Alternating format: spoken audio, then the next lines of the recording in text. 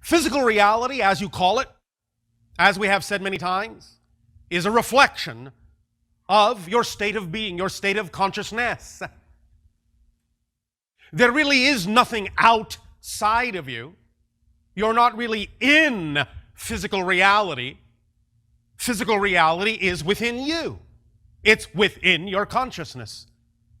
It is a concept that you are experiencing of yourself from a certain perspective.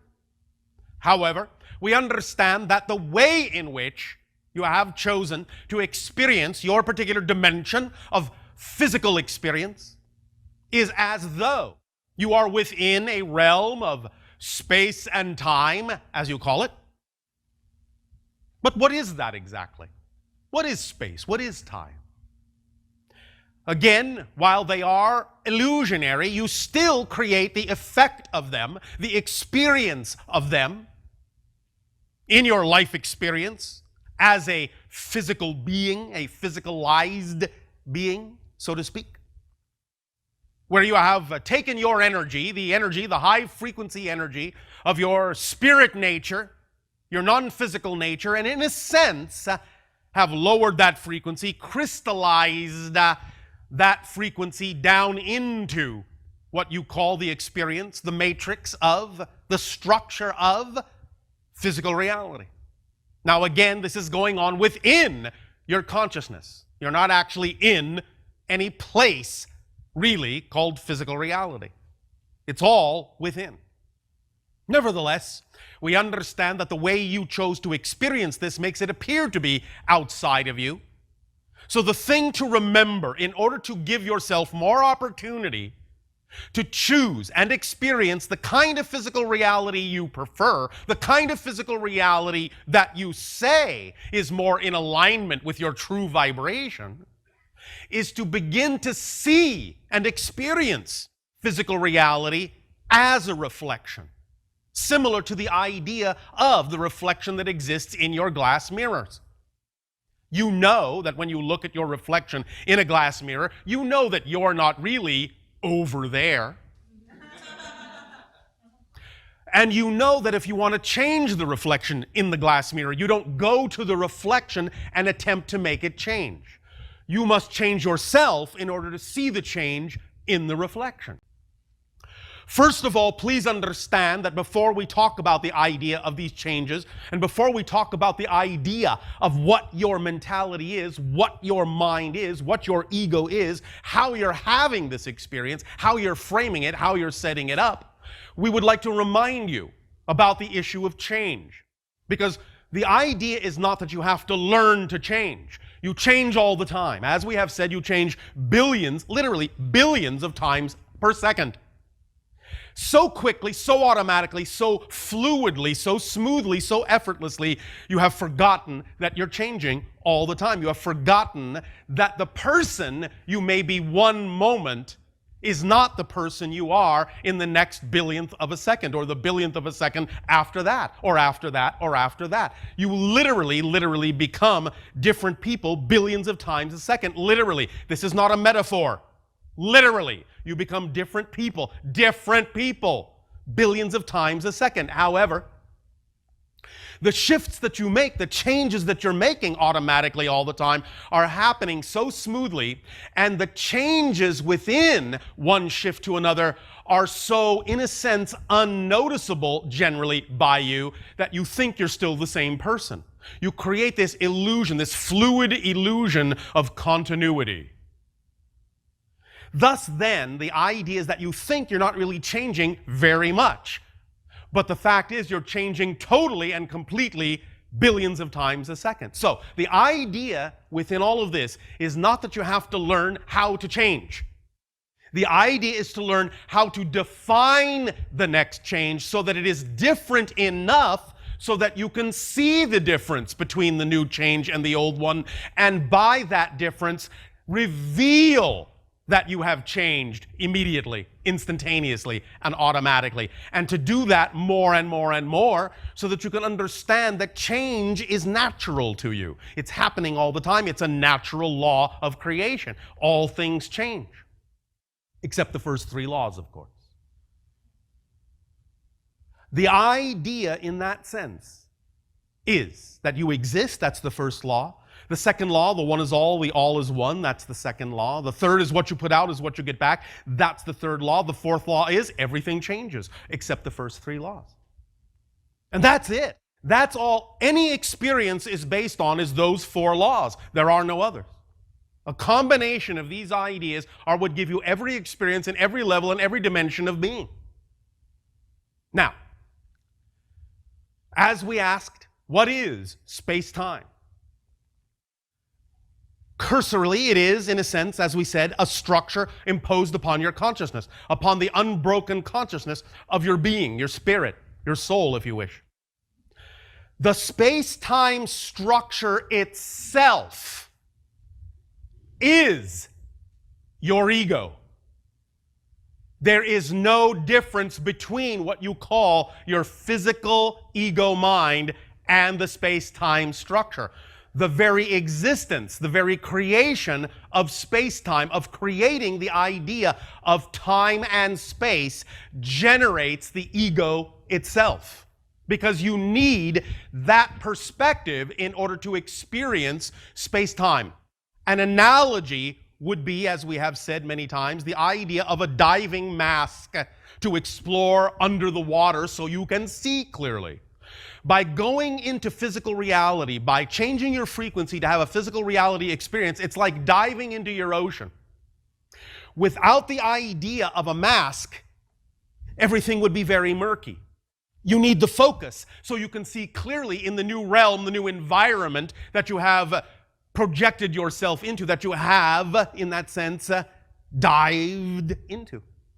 So the ego is that mask. The ego is that lens through which you will experience the idea of physical reality. The ego's job, in a sense, the ego's definition, is just to keep you focused in the physical reality experience. Without that, you would not be capable of making sense out of the vibrations you call physical reality. So, that is why the ego structure is part and parcel of that nature, of that space-time structure.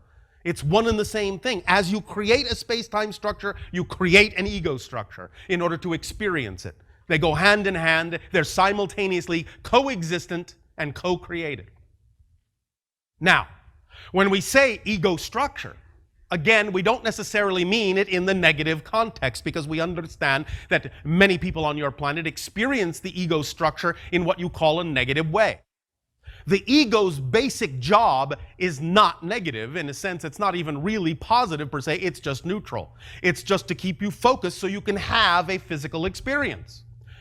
When the ego structure is given the label or defined as something that must do all of the creating in that experience, when it is given, in a sense, more than it was designed to do, when you stretch it and strain it beyond its design tolerances, so to speak, then it starts to fight back. Then it starts to resist. Then it starts to rebel. Oh, it will do what it can. It will do the best it can. But believe me, by overburdening it with something it was not designed to do, it builds up, in a sense, and I don't mean this emotionally, I mean this physically, it builds up a resistance, like a spring. When you press on it, it resists. It bounces back. The bouncing back is what you experience, in that sense, as resistance in your life, and the idea of the negative ego comes about when there is more and more and more pressure put on the ego to do what it wasn't designed to do, and it rebels and resists and bounces back harder and harder and harder and harder, until such time as that pressure, that resistance becomes the overwhelming signature frequency of the ego structure, and then it creates and generates the idea of a personality out of control, in fear, resisting the natural self because it no longer believes there is anything but the ego structure. Because the ego structure has been given so much energy, so much focus, it becomes the overwhelming, overriding vibration of your life, and it blots out The idea of your ability to remember that you are spirit, to reconnect with the higher mind, so on and so forth.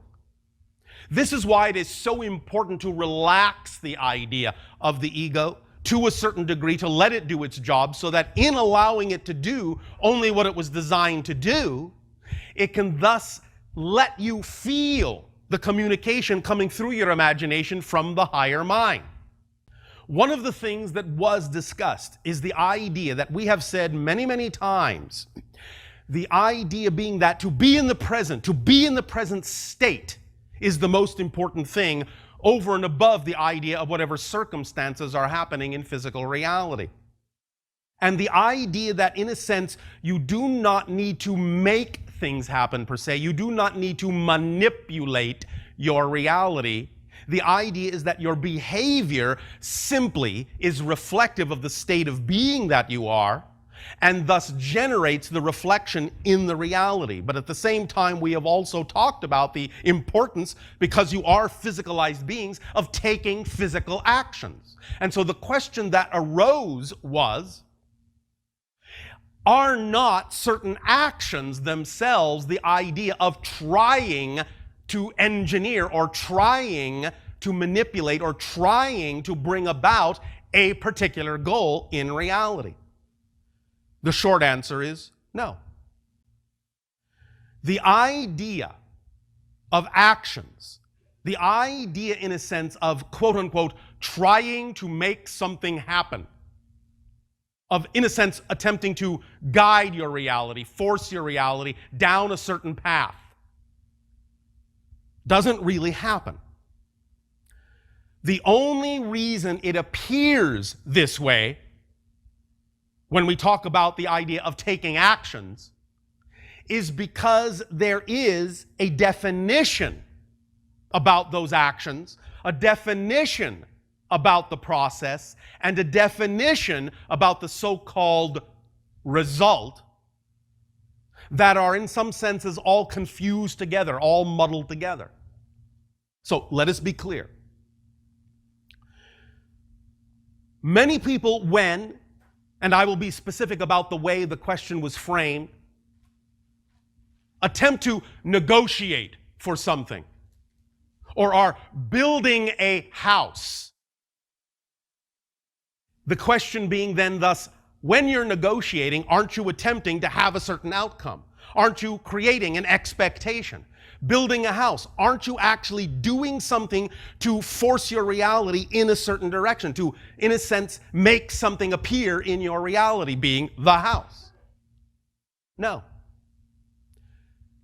The confusion comes from the idea, the confusion comes from the definition that the process, so to speak, is an end to a means, and it's not.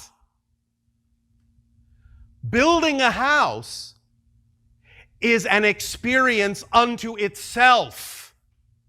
The house, living in it, is an experience unto itself. I know this doesn't make much sense right now in your linear space-time frame of reference, but building a house does not lead to living in the house.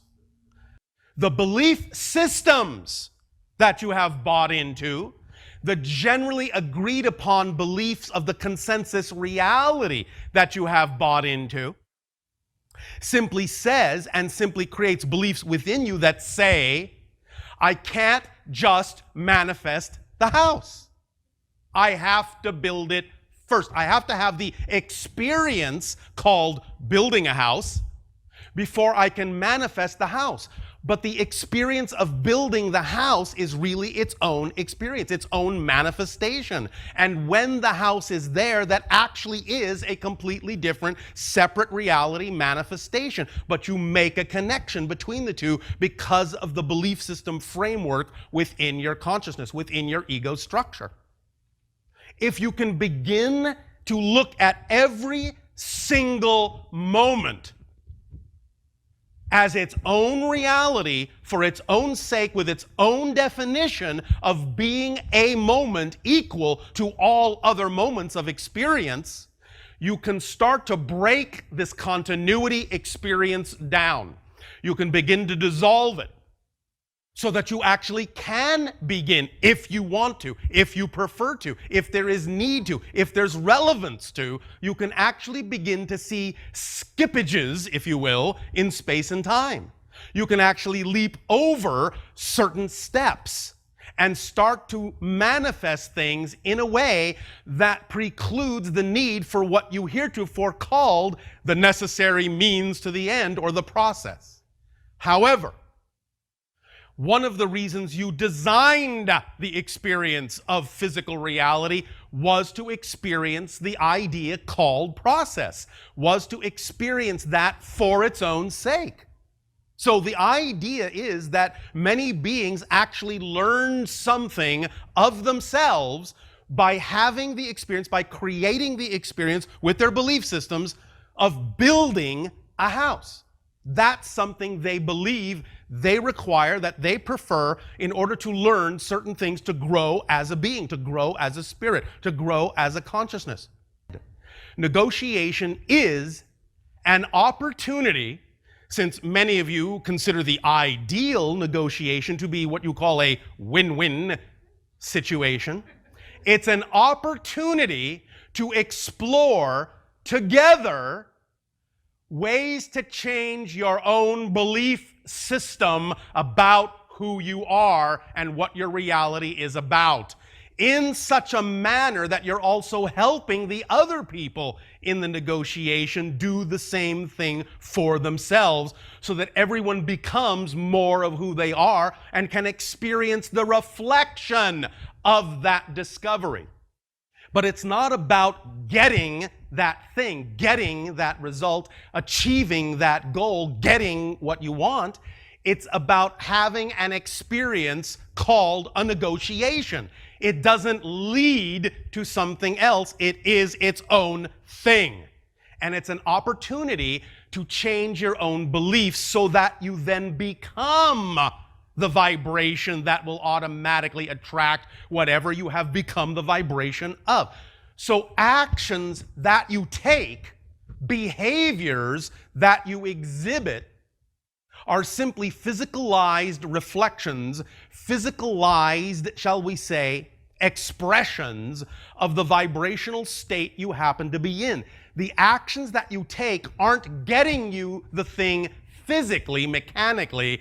They are expressions of the state of being you are in, so the universe can, in a sense, recognize the state in a physical sense and give you a physical reflection. The actions are not the idea of forcing something into being. That's the language of expectation. That's the language of goal orientation. That's the language of means to an end. When you understand everything and every single moment is its own end, is its own experience with no connection to anything else, then you can stay in the moment with it. You can really appreciate the experience for what it is and erase from your consciousness the idea that it's supposed to take you somewhere else, because the most important thing is to stay completely present.